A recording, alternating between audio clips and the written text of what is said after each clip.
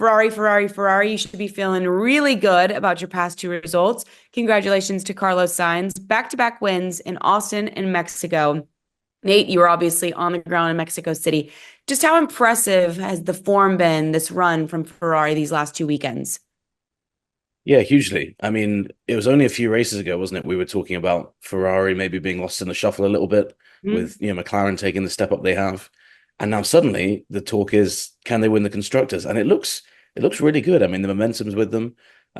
Two races now where, they've comfortably won. It hasn't been, oh, they lucked into a win. Look at Austin, Charles. I mean, we were watching it up from the turn one stage, weren't we, all together? After about lap three, Charles was just miles ahead of anyone. It was the same really with Sainz. He'd never really looked like being caught.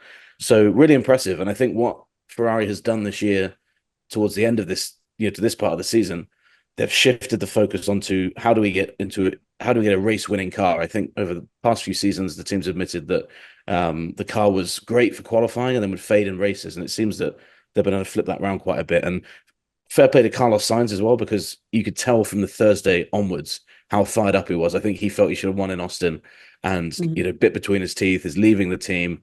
Thought it was a really, really nice story for him as well, just to kind of, it might be the last time he wins for a while. Who knows? He seems to have a car that might be able to win a couple of races coming up, but really nice for him to get that victory, sign it off. And it's another reminder, isn't it, that Ferrari, while they are getting Lewis Hamilton, they are also giving up a driver who on his day can be one of the best on the grid. So yeah, great performance all around, and never a bad thing to talk about Ferrari being in the championship mix. I think we all like that. And unlike previous seasons, we're talking about them joining it late rather than crumbling at the end and not winning it.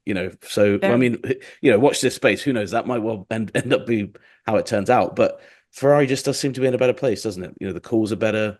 They're a lot calmer about things. And yeah, the vibes coming out of the team are a lot different to what they've been for a long, long time. So yeah, really encouraging from them. And we'll see how it continues in Brazil, but they seem to be right up there now with the McLaren in terms of race to race being able to win.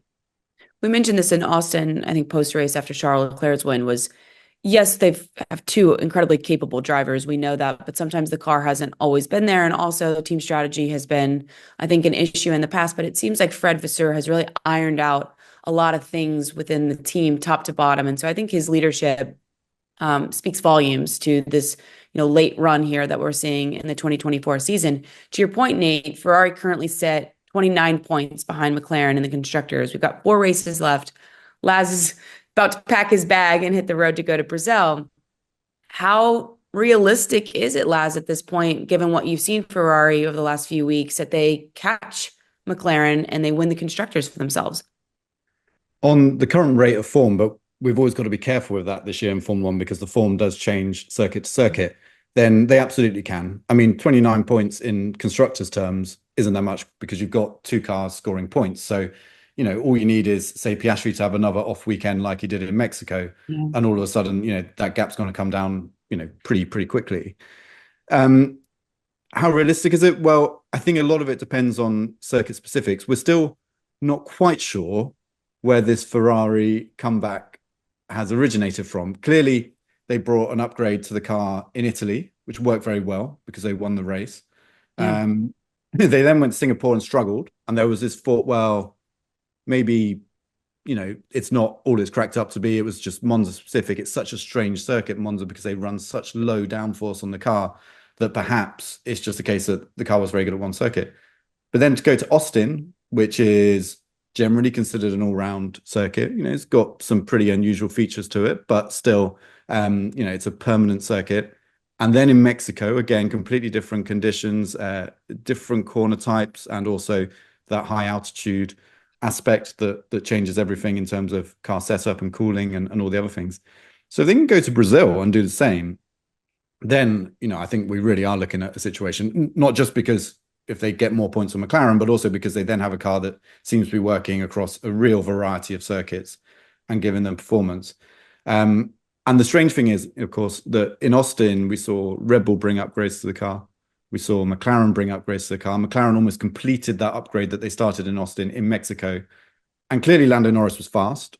We saw that Mhm. in the race in Mexico, that with that fully upgraded McLaren, he got stuck behind Verstappen in the first stint, but in the second stint, he was closing on the Ferraris. So we should take that into account. This was a Ferrari victory. It was very dominant performance over the weekend, but there were signs from McLaren that there's performance there. So I think we have to hold off a little bit, see how Brazil goes. But if Brazil goes well for Ferrari, they then go to Vegas, a circuit which they went very well at last year, a circuit which, if you look at all the characteristics of the car this year, it should be quick again.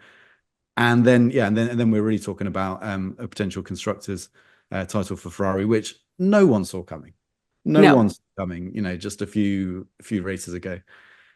So it's exciting, isn't it? I mean, this is a great thing. I'm trying to be clever, like say, well, this part of the car works like that. But we don't know. And that's the fantastic thing about Formula One that we haven't had for about 2 years.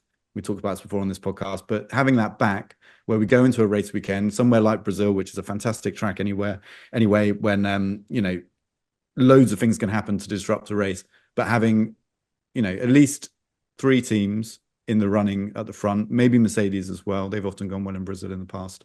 Having 4 there is just fantastic. And what's interesting as well on that is, I think Charles said the same thing after Austin, but Carlos made the point on Sunday that 3-week gap that we had before Austin, it was quite strange in the time of the season. It was, it wasn't a winter break or an autumn break, even though it was called that. The teams were working for those 3 weeks. Carlos said they did a lot of work in that time that has now been paying dividends. So it'd be fascinating to know exactly what that is. But I think that they had a car that was very, very close to, optimum performance, and they just weren't getting the most out of it. And I think that whatever they've discovered has just allowed them to unlock that. And the fact that they have made this step up it's great for Formula One, as Laurence says, because we've seen now 3 examples of teams having the best car, or at least having a car that looks like the best. Obviously, Red Bull at the start of the year, McLaren then for a lot of the season, and now Ferrari. And imagine if that continues into next year and Mercedes can do the same thing as well. It'd be absolutely unbelievable. So yeah, but I'd love for them to reveal a bit more. Maybe they will if they win the constructors, exactly what Carlos is talking about in those 3 weeks, because clearly a lot of great work done in a short amount of time to kind of turn things around a bit. We'll reveal this because the internet obviously has a lot of thoughts of the photo of Charles Leclerc post presser. I believe he swore, which we know now is a no-no, thanks to Max Verstappen. What went down with the FIA after he got a bit cheeky with his language? Yeah, it was actually quite funny. He was asked about the moment just before, just as he got overtaken by Lando when he went off. An incredible save, actually. If you watch that back again, back end stepped out, and the wall there, very, very close to the circuit, came quite close to him. And he described, using the F word, he was like, "That's what I was thinking." And then he looked over at Carlos and Lando, and they both laughed. And he was like, "Oh no, I don't want to join Max." And he kind of put his head back, and everyone was laughing. Quite a funny moment. And then at the end of the press conference, what usually happens is the drivers just kind of stand up. They always just to kind of the right or the left of the camera will be sat.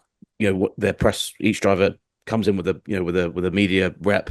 Sainz went off, Lando went off, and as Charles got off to go as well, with Mia, his press officer from Ferrari, a FIA official came over and was just like, "Hang on a second," and was chatting, and you could tell from Charles's face immediately that he was not enjoying the conversation, and I couldn't overhear all of it, but it really had vibes of a teacher telling off a student, in that sense. And what's interesting about that is they just from inquiring into that, I think the FIA were like, well, look, he did apologize straight afterwards.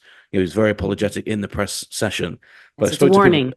Well, exactly. But I spoke to people at Red Bull, and I think Red Bull are hoping that Charles will join Max for that community service, because they would make the point that he still used that word. It was televised in an FIA press conference, and it went out. And if you're making an example of the world champion, you should make an example of him. I think the whole thing's nonsense anyway. But like, if again, the whole talk about this is always consistency, isn't it?